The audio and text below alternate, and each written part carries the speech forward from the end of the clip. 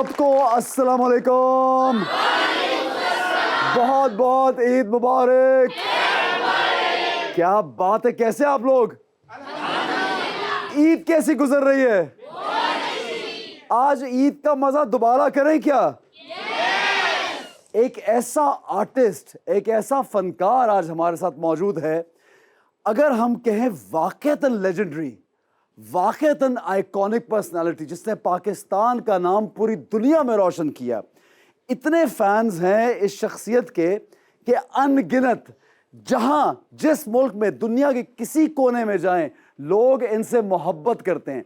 इनका नाम ले, हर कोई इनको पहचानता है, हर कोई इनको जानता है। एक से एक बढ़कर इन्होंने गाना दिया है और वो गाना हमारा यूथ भी सुनता है, हमारे बड़े लोग भी सुनते हैं, हमारे बुजुर्ग भी सुनते हैं और हमारे बच्चे भी सुनते हैं। पाकिस्तान का नाम लेके आगे बढ़ते चले जा रहे हैं। बहुत खूबसूरत सिंगर तो हैं ही, लेकिन एक बेहतरीन इंसान भी हैं। तो आज आपकी भरपूर तालियों में हम इस्तकबाल करेंगे मेरे, आपके, पूरी दुनिया के सबसे फेवरेट सिंगर।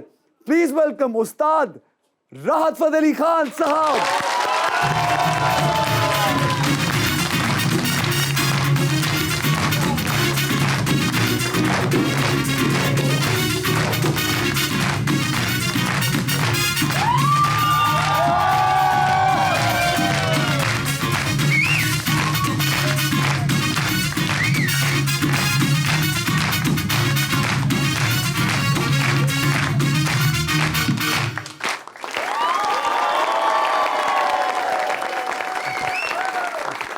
प्लीज बैठिए। राहत भाई, ईद मुबारक। ईद मुबारक, आपको भी बहुत बहुत ईद मुबारक हो। Thank you so much for coming on the show. कमाल कर रहे हैं आप होंगे तो मैं क्यों नहीं आऊँगा। Thank you so much. आप यकीन करें कि हमने इतने शोज़ किए हैं और मैंने बहुत मुख्तलिफ चैनल्स पे, बहुत जगहों पे शो होस्ट किया, लेकिन आज यकीन करें कि आप मेरे साथ मौजूद हैं। It's one of my favourite show today. जोरदार तालियां राहत भाई के लिए। राहत भाई के साहबजादे चश्मो चिराग भी हमारे साथ मौजूद हैं। उनके लिए जोरदार तालियां बजाएंगे शाहजमान अली खान के लिए। आइए जी।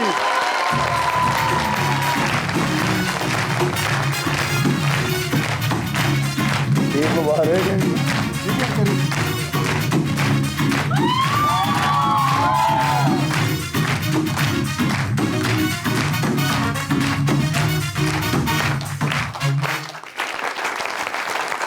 शाहजमान, ईद मुबारक। खैर मुबारक। खैरियत से हैं? जी अल्हम्दुलिल्लाह बिल्कुल ठीक। ज़्यादा टेंशन तो नहीं हो रही कि आज वालिद साहब और आप हमारे सब बातें गुफ्तगू होने वाली, घरेलू किस्म की गुफ्तगू? मतलब आप कुछ ऐसी गुफ्तगू करने वाले हैं? नहीं, कुछ नहीं, कैजुअल गुफ्तगू। तालियां बजाइए जोरदार। हमारे तीसरे मेहमान बहुत ख़ास मेहमान है। पाकिस्तान के नामवर सीजन्ड कॉलम निगार हैं, तज्ज़ियाकार हैं, सियासतदान हैं, बिजनेसमैन हैं और सबसे बढ़ के बेहतरीन दोस्त हैं, बेहतरीन इंसान हैं, पूरे पाकिस्तान के दोस्त हैं। प्लीज वेलकम जोरदार तालियों में अकरम चौधरी साहब।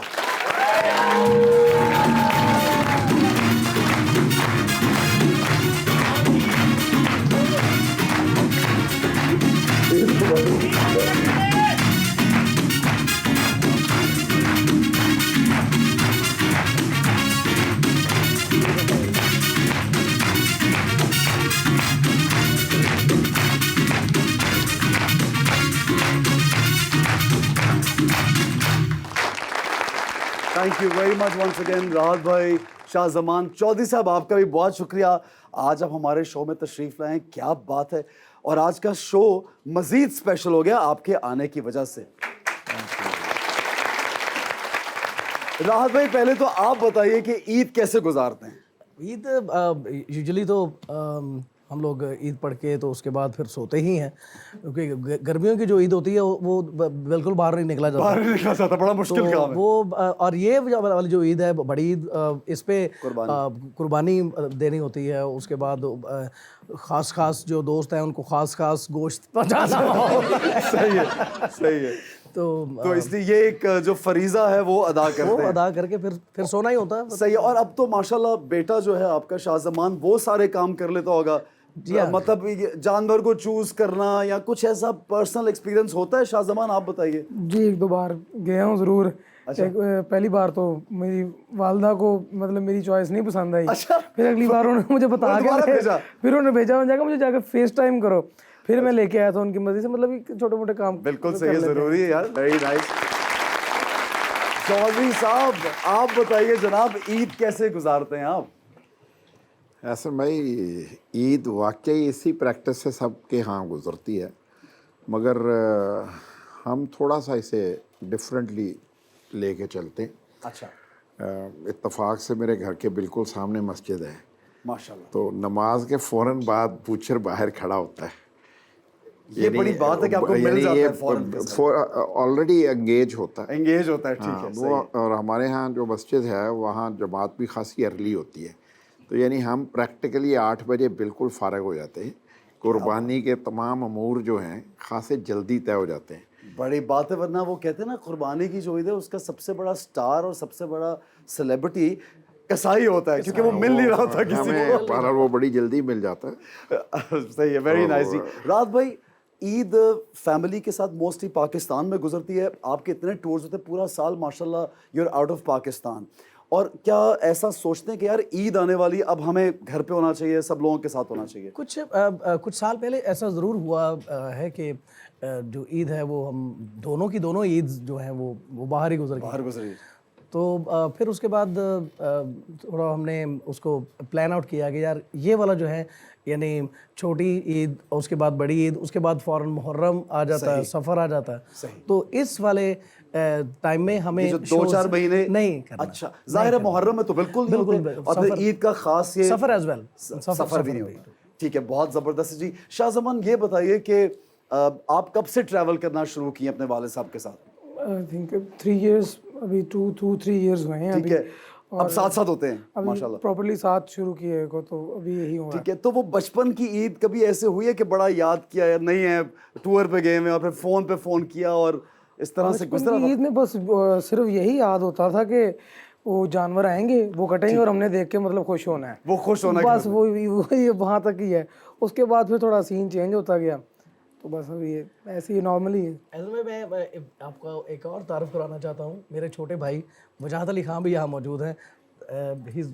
माशाल्लाह, वजाहत भाई के लिए जोरदार तालियां। और मेरा हर दिल अजीज ग्रुप, पूरा मेरा जो बैंड है, राशिद अली खान साहब the main leader of this band, और I need a round of applause for everyone. पूरे ग्रुप के लिए जोरदार तालियां बताइए। मैं चाहूंगा बल्कि आप सबके हमें नाम बताइए। कामरान अख्तर साहब हैं, और इमरान अख्तर साहब हैं, सुलेमान अली हैं, और वसीम हैं, बिलावल लाहौती हैं, अली रज़ा हैं, गुलाम अब्बास साहब हैं, हसनैन साहब हैं, आमिर अली साहब हैं, और मेरा कज़न फ़रत अली खान साहब। क्या बात है, क्या बात है। अच्छा राव भाई, मैं ये आपसे जानना चाहूँगा, आपने इनका तारुफ कराया कि ये टीम वर्क से इंसान की कामयाबी जो है उसमें छुपी होती है। जी बिल्कुल, टीम वर्क के अलावा नामुमकिन चीज़ें हो जाती हैं, जो पॉसिबल होनी होती हैं चीज़ें, वो टीम वर्क अच्छा ना हो तो वो अफेक्ट करता है। है। मैंने सुना एक दफ़ा इनको टिकट्स नहीं कहीं पे मिली, बल्कि शायद ये ज़्यादा ही मरतबा, तो आपने एक प्राइवेट प्लेन जो है वो हायर किया इनके लिए। वो हुआ ये कि जब 2011 की बात है, तो हमारे जो पासपोर्ट्स थे वो कैनेडियन एम्बेसी में हमने सबमिशन करवाई हुई थी। ठीक है। तो वो जब उनका वो दिल होता है और देखते हैं, वो उस वक्त वो वीज़ा देते हैं। इस दौरान हमारा सियाटल का, अमेरिका में ही थे, ठीक है। सियाटल का हमारा शो था, और हमने वाशिंगटन डीसी से जाना था। अब जो हमारे पासपोर्ट हैं, वो ट्रैवल डॉक्यूमेंट वो सारे वो वहाँ थे। अब एक ही सूरत हाल थी कि हमें एम्बेसी से, पाकिस्तानी कॉन्सुलेट से हमें सफ़रनामा मिल जाता सबका, और उसके बाद हम सिर्फ एक ही रास्ता था कि हम फ्लाइट अपनी जो है वो चार्टर्ड करवा लेते, पर्सनल एक करते। जी पर्सनल। तो वो फिर आपने वो हमने 2 चार्टर्ड करे और वहाँ पे फिर हम पहुँचे। क्या बात है यार, क्या बात है। चौधरी साहब, इतने बड़े आर्टिस्ट आपके साथ मौजूद हैं, और माशाल्लाह पाकिस्तान में टैलेंट की कमी तो है नहीं, प्लेटफॉर्म्स की शायद कमी होगी, टैलेंट की नहीं है। हम हर वक्त न्यूज़ सुनते हैं कि मुल्क नाजुक मोड़ से गुजर रहा है, तो ये नाजुक मोड़ कब ख़त्म होगा, ये बताइए। नाजुक दौर ख़त्म होगा अगर हम उसे ख़त्म करने के लिए अपने अंदर तब्दीली लाने की कोशिश करेंगे, जिसके लिए पूरी कौम तैयार नहीं है। नहीं है तैयार। नहीं है। हम अपने मुल्क के लिए सोचने के लिए तैयार नहीं हैं। हम सेल्फलेस नहीं हैं। हम अपनी ज़ात के शहर से बाहर नहीं निकल रहे हैं। मुझे अपने नेक्स्ट डोर का नहीं पता कि उसके घर क्या हो रहा है। जिस कौम में ये बीमारी सरायत कर जाए वो बहुत मुश्किल में होती है। और आज का जो हमारा इशू है वो मेरा अपना है, बाकी लोगों का नहीं है। इसलिए कि हम सब इसी बीमारी में मुब्तला हैं कि मेरा क्या बनेगा, मैं जो सोच रहा हूँ अपने लिए ही सोच रहा हूँ। तो जब तक ये सोच तब्दील नहीं होगी, कौम की इज्तमाही सोच की तब्दीली की ज़रूरत है। और तब्दीली इसलिए करना कि हमें इक़्तिदार हासिल हो जाए, ये नाकामी की अलामत है। तब्दीली इसलिए करना कि कौम मुतहद हो जाए, कौम में तब्दीली आ जाए और कौम एक पॉजिटिव सिमत पे चल पड़े, ये कामयाबी होगी। और उसके लिए क्या बात है सर, यानी पावर के लिए नहीं, कौम को मुत्तहिद करने के लिए, कौम को मुत्तहद करने के लिए। अगर आप सिर्फ पावर के लिए ये काम करेंगे तो हम 1947 के बाद 71 में आधा पाकिस्तान गंवा दिया और 71 के बाद आज 2024 तक हम इस मुल्क की इकॉनमी का बेड़ा गर्क करने में कोई कसर नहीं छोड़ चुके। यानी आज हम, यकीन मानिए, सिर्फ धक्का लग रहा है हमें, ये धक्का लग रहा है। और जिन लोगों को इस मुल्क के मफादात हासिल हैं उनके लिए सब अच्छा है। बाकी 90, 95, 96% जो लोग हैं इस मुल्क के, उनसे उनके घरों के हालात जाके पूछे तो आपको अंदाज़ा होता है कि लोग किस तरह की ज़िंदगी गुजार रहे हैं। और ये सोच अगर हम नहीं पैदा करने में कामयाब हो सके कि मैं ही पाकिस्तान हूँ, मुझे ही पाकिस्तान के लिए सोचना है और मुझे ही पहले बेहतर होना है, तब तक बेहतरी नहीं आ सकेगी। क्या बात है, वेरी नाइस। बहुत अच्छा पैगाम है ईद पे ज़बरदस्त ये तमाम पाकिस्तानियों के लिए। और राहत भाई हमारे साथ मौजूद हैं और राहत भाई अपने म्यूज़िक के ज़रिए जो जितनी मोहब्बतें इन्होंने बांटी हैं, जितनी दिलों में जगह इन्होंने बनाई है, जितना पाकिस्तान का नाम दुनिया के कोने कोने तक इन्होंने पहुंचाया, शायद ही किसी ने पहुंचाया। तो हम आगे बढ़ेंगे और फरमाइश करेंगे राहत भाई से कि एक ज़बरदस्त कलाम से आगाज़ करेंगे। राहत भाई, अक्सर आप एक ख़ास कलाम से आगाज़ करते हैं, वो क्या है, ज़रा बताइए लोगों को। फर्स्ट ऑफ ऑल तो मैं चाहूँगा कि जहाँ जहाँ नाम पहुँचाया गया हुआ है जी, और मुझसे पहले मैं उस्ताद नुसरत फ़तेह अली खान साहब की बात करूँगा। क्या बात, क्या बात। और नो डाउट आप लोग यकीन करिए कि जिस जगह में हमारी बोली समझी नहीं जाती, जी हाँ जी, हमारी लैंग्वेज को नहीं जानते लोग, हमारे मुल्क के उस मैप तलक को नहीं जानते लोग, उनके घरों तक में पाकिस्तान का नाम पहुंचाने वाला वाहिद आर्टिस्ट है जिसका नाम नुसरत फ़तेह अली खान। क्या बात, क्या बात। जनाब वेलकम बैक, वेलकम बैक। राहत भाई, एक सवाल मैं बहुत बड़े जो आर्टिस्ट हैं उनसे ज़रूर मैं ये करता हूँ कि अल्लाह ने इतना मकाम, इतना नाम, इतनी इज़्ज़त, इतनी शोहरत, सब कुछ दिया। क्या लगता है आपको कि एक इन सब चीज़ों के पीछे एक इंसान में क्या ऐसी चीज़ होनी चाहिए कि उसको ये सब कुछ मिल जाता है? फर्स्ट ऑफ ऑल तो इंसान को इंसान की खिदमत करने का वो अहद होना चाहिए, तो वो सारी चीज़ें मिलनी शुरू हो जाती हैं। क्या बात है, इंसान की खिदमत, बहुत कुछ, इंसानियत की खिदमत करना, अल्लाह ताला से मांगे, वो इसलिए मांगे कि मैंने दूसरों को देना है।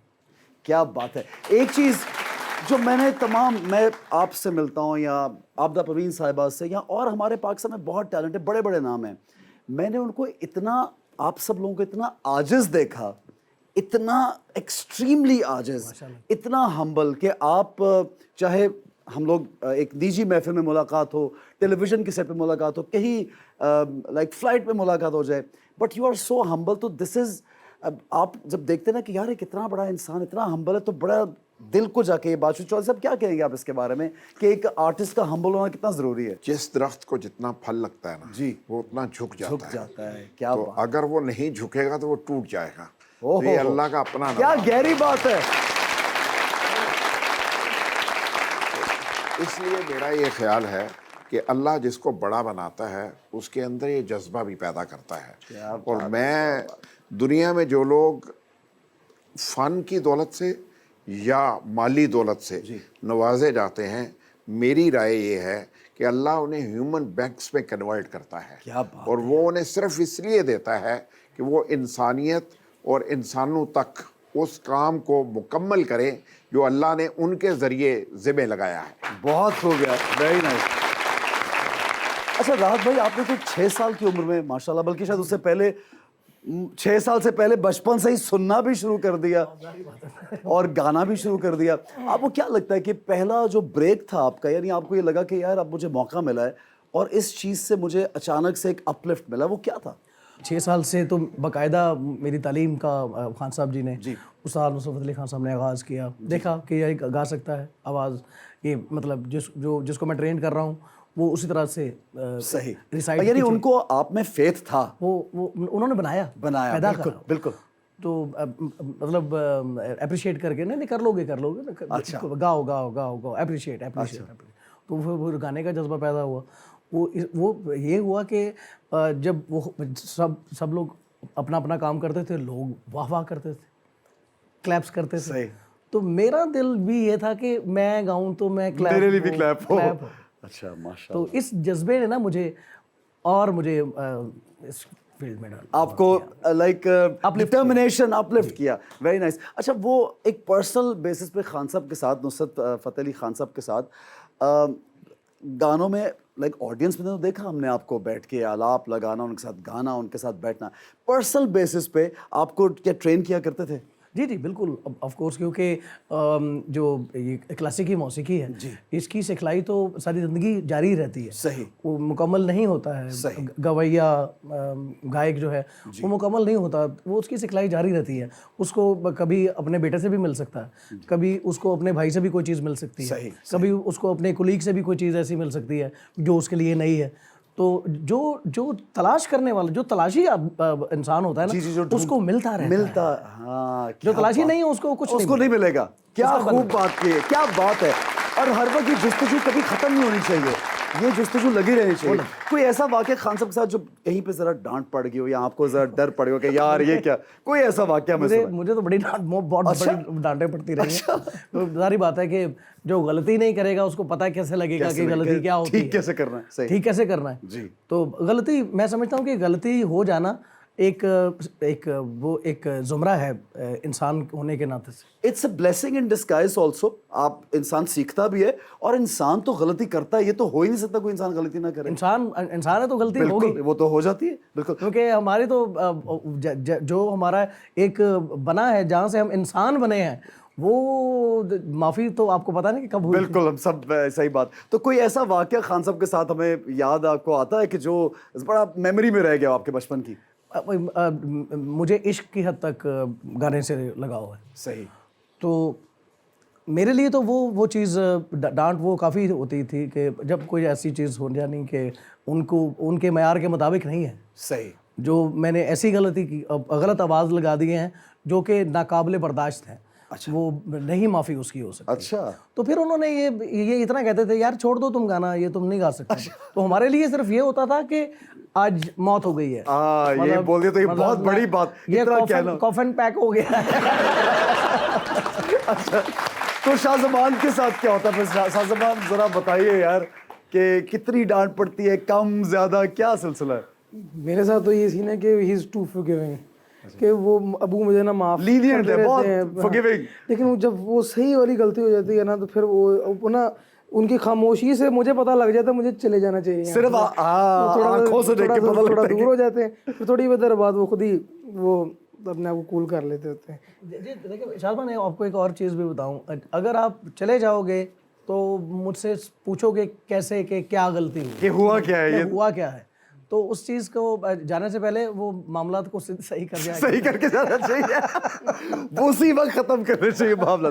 अच्छा, सिंगर्स को तो बड़ा मना भी होता है कि ठंडा पानी नहीं पीना। शाहज़बान की इस तरफ भी जरा आप करते रहते हैं ट्रेनिंग कुछ? जी, इसका आवाज़ थोड़ा सा हमारे जो प्लेबैक गायकी है उससे मुख्तलिफ है। अच्छा, इसका एक आवाज़ इंटरनेशनली जो जिस तरह के वोकल्स हुआ करते हैं आर्टिस्टों के, इसका माशाल्लाह उस तरह से उसका वोकल है, और इस लिहाज से जो है वो इसको केयर भी उसी तरह से करनी है। तो क्योंकि इसका एक और मेडिकली नुक्ता नज़र से भी जो इस एज में जो है वो बहुत परहेज आपको करनी होगी, तब कहीं आपको जाके जब आप 25 के होते हैं तो तब बहुत सारी उम्मीदें सुनने वालों की जुड़ जाया करती हैं। बिल्कुल। तो उस 5 साल, इसके पास अभी 5 इयर्स हैं, ठीक है। तो इस 5 इयर्स में कुछ ऐसा करना है कि 50 साल इंशाल्लाह।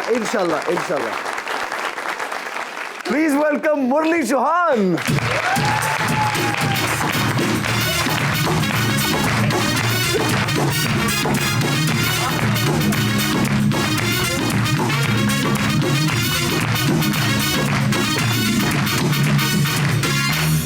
जी अस्सलाम वालेकुम। वालेकुम अस्सलाम, ईद मुबारक। खैर मुबारक जी, आप सबको भी ईद मुबारक।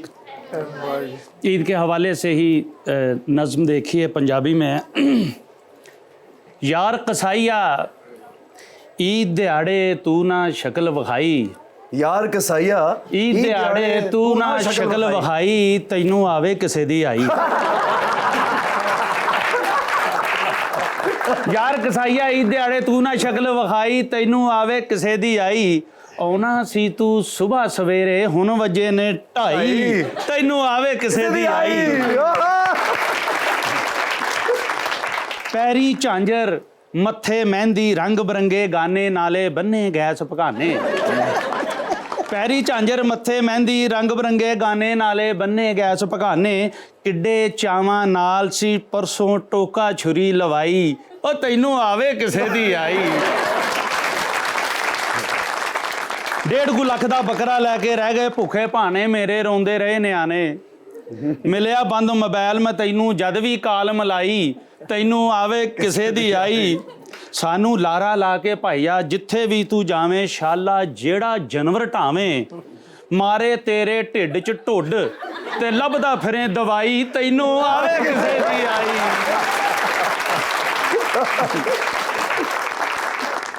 और ये उर्दू में चंद अशार देखिए कि जिस दिन ना मेरी बात हो जाने अजीज से, वाह, जिस दिन ना मेरी बात हो, जिस दिन ना मेरी बात हो जाने अजीज से, ये दिल नहीं बहलता किसी और चीज से, ये दिल नहीं बहलता किसी और चीज से, एक नाज़नी से हाथ मिलाने के वास्ते, एक नाज़नी से हाथ मिलाने के वास्ते, धोने पड़े हैं हाथ मुझे मर्सिडीज से। रंगत स्याह मोटे हैं होंठ और करली बाल, अच्छे रंगत स्याह मोटे हैं होंठ और करली बाल, निकला हो जैसे चांद कोई वेस्ट इंडीज से, निकला हो जैसे चांद कोई वेस्ट इंडीज से। इजहार इश्क कर तो दिया करके हौसला, इजहार इश्क कर तो दिया करके हौसला, वो सटपटा के बोली ओ हेलो तमीज से। और ये एक और के जोरो जफा अजल से हसीनों का तौर है, जोरो जफा अजल से हसीनों का तौर है, यानी के अहले दिल पे नहूसत का दौर है। 100 बार पूछा मेरी मोहब्बत का क्या बना, 100 बार पूछा मेरी मोहब्बत का क्या बना, हर बार हंस के बोली अभी ज़ेरे गौर है। हर बार हंस के बोली अभी ज़ेरे गौर है, होती है जिसकी थाने में छतरौल बार बार, होती है जिसकी थाने में छतरौल बार बार, उस शख्स की मोहल्ले में वखरी ही टौर है। और होते हैं इश्क में सभी रज के जलीलो खार, होते हैं इश्क में सभी रज के जलीलो खार, लेकिन हुजूर मुरली का लेवल ही और है। बहुत शुक्रिया मुरली साहब, खुश रहिए। Thank you very much, thank you. तालियां बजाइए जोरदार। जनाब राहत भाई हमारे साथ मौजूद हैं और इनकी ज़बरदस्त परफॉर्मेंस हम देखेंगे, आपके फेवरेट गाने सुनेंगे, लेकिन एक छोटी सी ब्रेक के बाद। ईद मुबारक।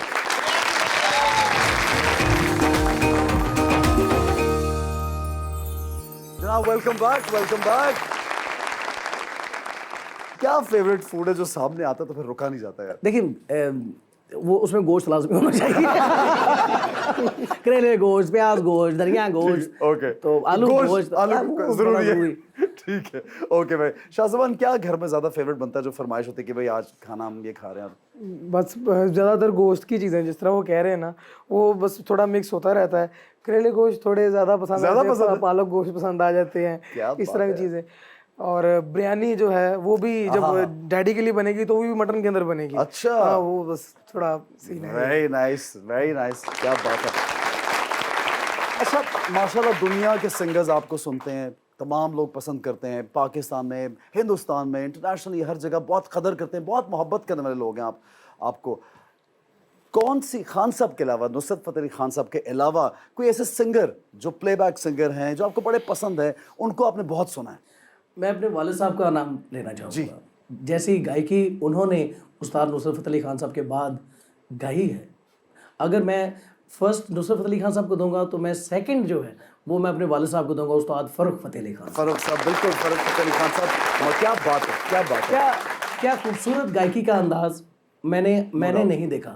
और मैंने बहुत सारी दुनिया को सुना है, उस्ताद नुसरत फ़तेह अली खान साहब को सुना है, उनका अंदाज़ उनसे भी नहीं मिलता था। उनका एक अलग जॉनरा था, उनका एक अलग अंदाज़ था, जिसको हम फ़र्रुख फ़तेह अली कहते हैं। क्या बात है, क्या बात है। और अगर हम पाकिस्तान से बाहर किसी को सुनते हैं, देखते हैं, बहुत से सिंगर्स हैं आजकल के भी और पुराने भी, तो कौन आपको बहुत पसंद है? मुझे ये जो टेडी स्विम बहुत पसंद आया हुआ है आजकल। मेरी बेटी ने रिकमेंड किया कि पापा आप इसको सुने ज़रा। ठीक है। तो मैंने देखा हो कि एक वो पागल सा गंजा सा बंदा, मैं कहा कौन है पागल आदमी।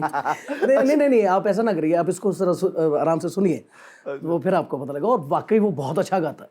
क्या बात है, वेरी नाइस। शाहज़मान, माशाल्लाह हर तरफ इतने बड़े बड़े नाम, पूरी फैमिली में लेगेसी को आगे लेके चल रहे हो, और अभी यू जस्ट स्टार्टेड, माशाल्लाह you have a long way to go, और बहुत अल्लाह ताला आपके लिए बहुत सी दुआएं हैं। कोई ऐसे सिंगर्स जो हम घर के अलावा, कोई बाहर के सिंगर्स जो आपको बड़े पसंद हो और इनके गाने आप सुनते हो? Out of family I like Shreya Ghoshal. Shreya Ghoshal पसंद? मुझे वो बहुत पसंद है। कौन सा गीत उनका बहुत पसंद है? उनके उन्होंने तो गाया भी, आपने तो गाया भी श्रेया जी के साथ, तो आपने कपल ऑफ सॉन्ग्स। जी। तो रामलीला के कुछ सॉन्ग्स हैं, वो भी मुझे बड़े पसंद हैं। अच्छा। पद्मावत के अंदर भी उन्होंने बड़े बहुत अच्छे तो उनकी जो है ना, वैसे तो टोटल कलेक्शन उनकी अगर शुरू से देखा जाए तो वो जब से वो एंटर हुई थी और अभी तक जिस तरह चल रहा है, वो मार्वलस सॉन्ग्स उन्होंने जो है ना गाए। No doubt. I like her first song बैरी पिया बड़ा बेदर्द। बैरी पिया, क्या बात है यार, क्या गाना।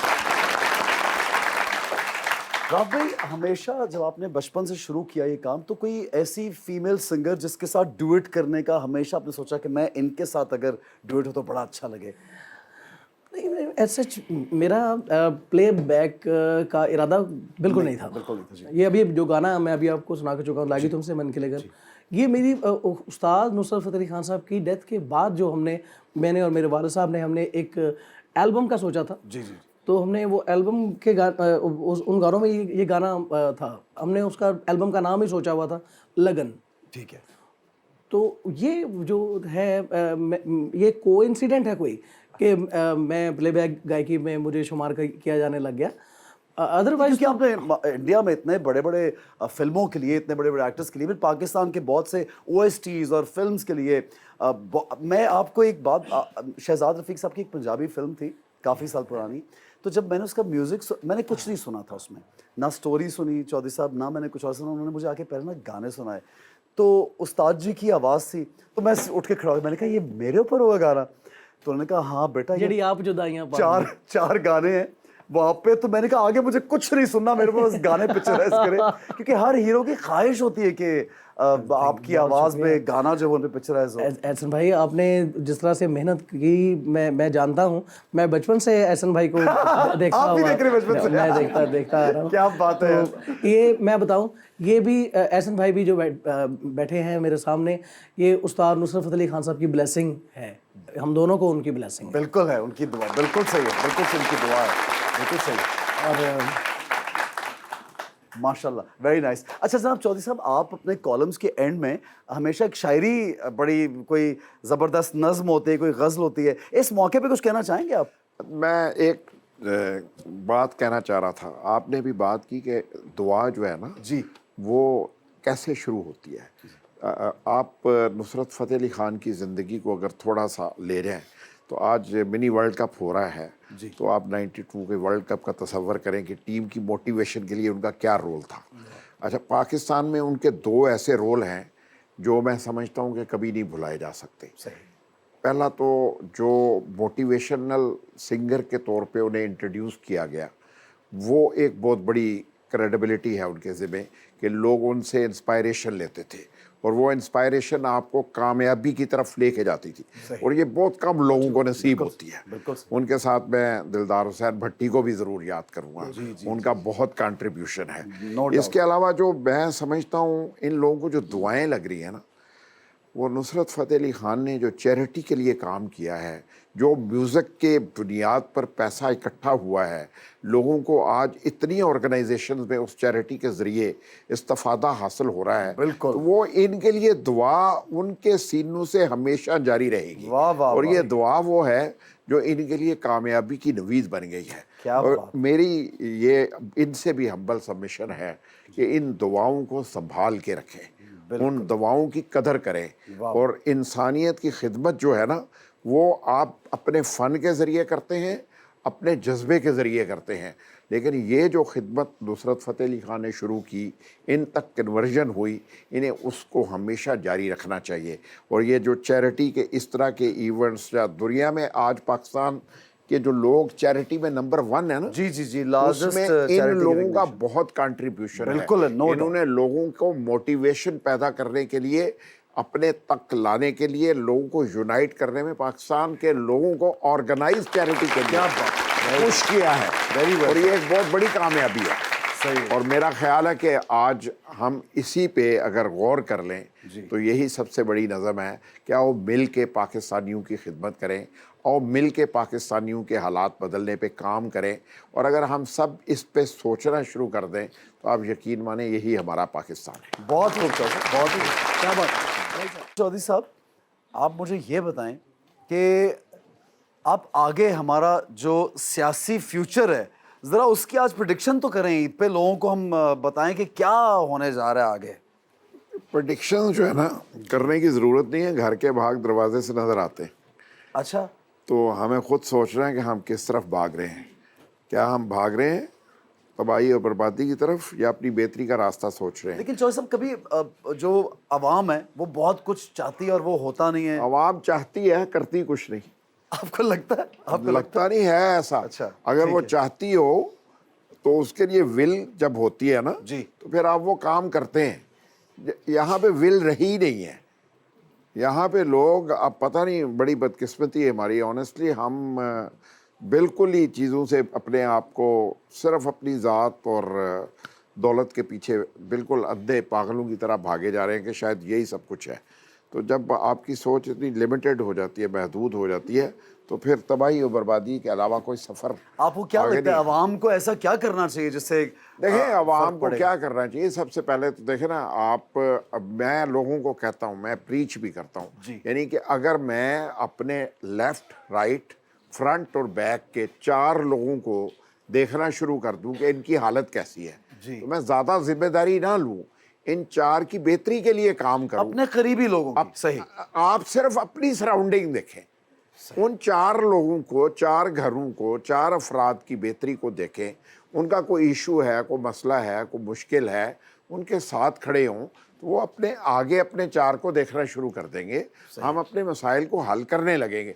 लेकिन हम एक आदमी की तरफ देख रहे होते हैं, हमारे मसाइल नवाज शरीफ ने हल करने हैं, इमरान खान ने करने हैं, शहबाज शरीफ ने करने हैं, आसिफ जरदारी ने करने हैं, असी की करना है भाईजान, असी सिर्फ सोचे नहीं आए हैं। अच्छी मेरा मतलब है कि हमें खुद कुछ करना चाहिए। अच्छी बात, बहुत अच्छी बात। तो नौजवान यहाँ से मुल्क छोड़ के जा रहे हैं, उनके बारे में क्या तो ये निशानी है ना इस बात की कि वो सिर्फ दौलत के लिए जा रहे हैं, ना उनके लिए मुल्क मानी रखता है, ना उनके लिए अपनी धरती की अहमियत रह गई है, ना रिश्ते नाते रह गए हैं, ना अपने हमसाए रह गए हैं, ना बड़े रह गए हैं। वो इसीलिए जा रहे हैं कि सिर्फ अपनी ज़ात और अपनी ज़िंदगी को बनाने जा रहे हैं। तो अगर अपनी ज़ात और ज़िंदगी को देखेंगे तो ऐसा ही होता है। ठीक है जी, बड़ी अच्छी बात है कि अपनी ज़ात से निकल के भी देखें, लोगों का ख्याल रखें। और इस ईद का मकसद भी है, कुर्बानी जो है ये एक जेस्चर है, लेकिन असल में कुर्बानी अपनी अना की होती है और बहुत सी अपनी फेवरेट चीज़ों की होती है कि आप लोगों के लिए कुछ करें। एक छोटा सा ब्रेक लेंगे। आप सबको बहुत बहुत ईद मुबारक।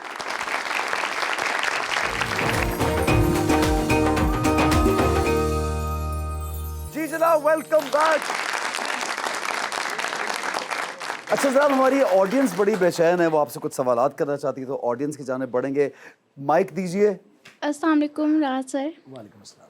सर ईद मुबारक। खैर मुबारक, आपको भी बहुत बहुत मुबारक। सर फर्स्ट ऑफ ऑल तो मैं बिग फ़ैन हूँ आपकी।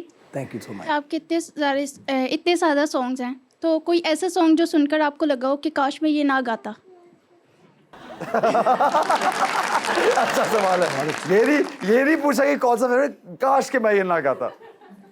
हाँ, नाम नहीं लूँगा मैं। मैंने कई जो बहुत सारे गाने हैं, मैंने लिरिक्स अच्छे ना होने की वजह से मैंने छोड़े हैं, क्योंकि मैंने सबसे गाया ही नहीं है, by choice आपने छोड़ सिलेक्शन मैंने वो की है, और जो कि मैं गा सकूं। नहीं, क्या लिरिक्स में बुराई थी? मतलब कौन सा गाना? कुर्ती भी गिल्ली गिल्ली। इतनी भी जरूरत कोई नहीं थी। चले कुर्ती भी गिल्ली गिल्ली ऐसा है? माफ करें। अच्छा नहीं वो नहीं, एक उसमें आया था, हमरा भूतों में नाम रे, वो तो ऐसा कुछ आ गया। और ऐसी बहुत सारे लिरिक्स जो कि वो उनका सर पैर नहीं होता था, तो मैं उनको कहता था ना कि यार कंपोजिशन अच्छी है, इसको लिरिक्स को चेंज करके ले आइए। एक हमारी बहुत बड़ी आर्टिस्ट रेखा जी का इन्होंने नाम लिया, उनको डेडिकेट हो गया। अब तो हर आर्टिस्ट चाहेंगे कि आप उनको गाना डेडिकेट करें, बड़ी मुश्किल हो गई आपके लिए। शाहजमान, कितनी बार ऐसे लगा है कि अब इनके सामने परफॉर्म कर रहा हूँ तो ज़रा मुश्किल में पड़ गया हूँ, या बिल्कुल अब 100% कॉन्फिडेंस आ गया? नहीं, कभी भी नहीं। हमेशा जब हर बार बैठते हैं, हर बार, क्योंकि हमेशा देखा भी उस्ताद नुसरत अली खान साहब को जी इस तरह ही देखा है, दादा को, कि जब आए हैं तो नया ही हुआ है। ये सेम सिखलाई यहाँ पे भी हुई है, और जब अब्बू आते हैं तो कुछ ना कुछ नया होता है, तो बस डर होता है कि अब जो है ना सीखना भी है, करना भी है, तो प्रेशर रहता है। Very nice. अच्छा जनाब, आप लोग कसाई को कौन कौन तलाश? ओ लो, आ गया जी, आ गया। बकरा ले आ, कटता नहीं ये कजला तुम्हारा, कहाँ से लिया रे इतना ये महंगा, बकरा ले आ। सर अस्सलाम वालेकुम। साहब, हाँ साहब, की हाल चाल है? बड़ा करम वाले का, तुम्हें तो पूरी दुनिया ढूंढ रही है आज, यहाँ क्या कर रहे हो? यकीन करो मैं तो खुश हो गया, मेरे सारे पुराने गा के थे ने। हाँ जी, सारे पुराने गाने? ओ हाँ जी, तुसी हो गए, चौधरी साहब हो गए, अपने खान साहब। सर अस्सलाम वालेकुम। क्या हाल है जी? ठीक हो? क्या हाल चाल है? अरे कसाई मेरे हाथों तेरे बकरे का कटना भी। गलत हो यहाँ पे हाँ, गलत हो। ये नहीं खान साहब, नहीं ये ऐसा है ही नहीं, ऐसा तुसी ठीक सोच नहीं। तो सारी जिंदगी इनके सामने नहीं गा सकता भाई। मैं सर नहीं गा रहा, लेकिन ਤੁਹਾਡੀ में मेरी रोजी रोटी चलन दियो।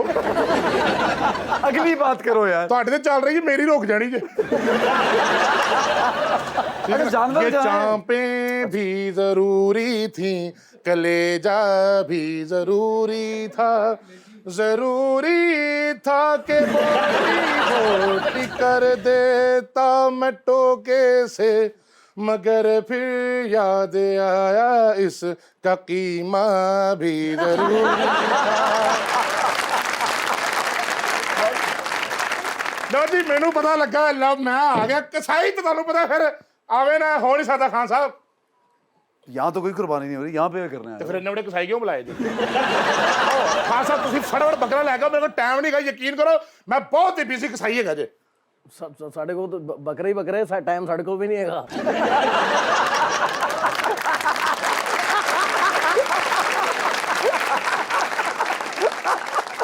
ਭਾਈਜਾਨ ਮੈਂ ਤਾਂ ਵੈਸੇ ਵੀ ਤੁਹਾਡਾ ਬੱਕਰਾ ਕਰਨਾ ਹੀ ਨਹੀਂ ਹੈਗਾ। ਇਹ ਭਾਈਜਾਨ ਇਹਨਾਂ ਦਾ ਜਿਹੜਾ ਬੱਕਰਾ ਨਾ ਬਹੁਤ ਅੰਗਰੇਜ਼ੀ ਅੱਗੋਂ ਬੋਲਦਾ ਯਕੀਨ। ਮੈਂ ਗਿਆ ਵਾਂ ਪਿਛਲੇ ਰੀ ਜ਼ਿਬਾ ਕਰਨ, ਅੱਗੋਂ ਕਹਿੰਦਾ ਡੋਂਟ ਟੱਚ ਮੀ।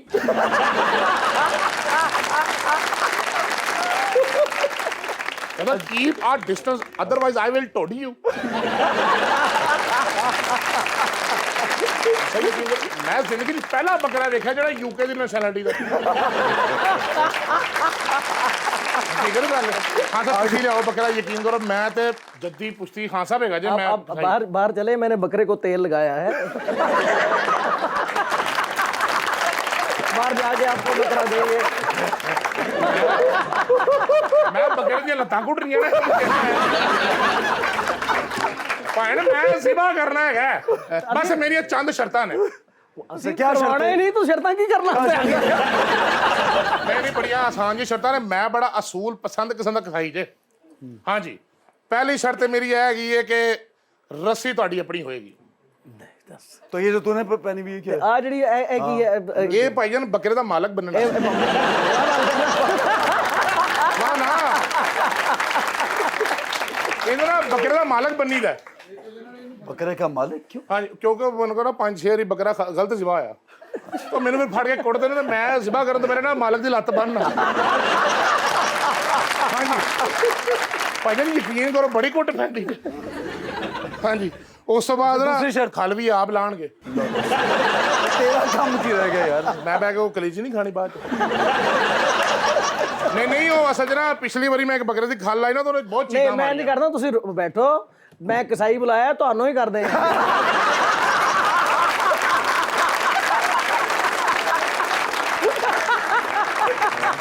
ਤੁਹਾਡੀ ਮਿਹਰਬਾਨੀ ਮੇਰੇ ਕੋਲ ਫਟਾਫਟ ਬੱਕਰੇ ਕਰਾ ਲਓ ਮੈਂ ਹਲੇ ਚੌਧਰੀ ਅਕਰਮ ਸਾਹਿਬ ਦੇ ਘਰ ਵੀ ਜਾਣਾ अच्छा चौधरी साहब उधर भी जाना है ਉੱਥੇ ਮੈਂ ਲੇਟ ਹੋ ਗਿਆ ਨਾ ਤਾਂ ਬੱਕਰੇ ਨੇ ਮੇਰੇ ਖਿਲਾਫ ਹੀ ਕਾਲਮ ਲਿਖ ਦੇਣਾ ਉਹ ਆਓ ਜੀ ਇਹਨਾਂ ਦੇ ਘਰ ਤੇ ਮਾਸ਼ਾਅੱਲਾ ਬੱਕਰੇ ਸਾਰੇ ਪੜ੍ਹੇ ਲਿਖੇ ਨੇ ਇਹ ਤਾਂ ਜਦੋਂ ਬੱਕਰਾ ਲੈ ਜਾਂਦਾ ਪਹਿਲਾਂ ਉਹਦੀ ਸੀਵੀ ਚੈੱਕ ਕਰਦੇ ਕਿਤਨਾ ਪੜ੍ਹੇ ਹੋਏ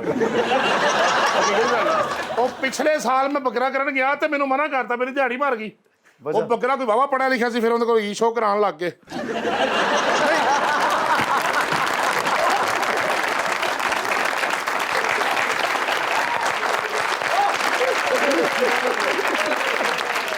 राहत भाई आपके साथ किस तरह से वक्त तेजी से गुजरा ये तो बिल्कुल अंदाजा नहीं और आपका वक्त बहुत कीमती है आप हमारे शो में आए एक मरतबा फिर आपका शुक्रिया अदा करना चाहता ऐसे भाई आपसे मिलके भी बहुत अच्छा लगा चौधरी साहब बहुत आपसे मिलके बहुत अच्छा लगा आप सबको मेरी जानिब से बहुत बहुत ईद मुबारक हो अल्लाह ताला आपको खुश रखे सलामत रखे शादोबाद रखे हूँ बिल्कुल आमीन थैंक यू और शाहजमान क्या कहना चाहेंगे अपनी ऑडियंस से आज आप क्या कहूँ मैं बस खुश रहें और ईद के मौके के ऊपर ज़्यादा से ज़्यादा दें कम से कम अपनी फ्रिज में रखें अच्छी बात है ज़्यादा से ज़्यादा बांटें जी चौधरी साहब क्या पैगाम देंगे कुर्बानी का पैगाम यही है कि अपनी ज़ात से बालातर होकर सोचें ठीक है उनके लिए सोचें जो हकदार हैं कुर्बानी का पैगाम यही है कि हमें दूसरों के लिए सोचना है दूसरों के लिए करना है खुशियाँ बांटें आज के दिन में वेरी नाइस खुशियाँ बांटे यही समा टीवी का भी पैगाम है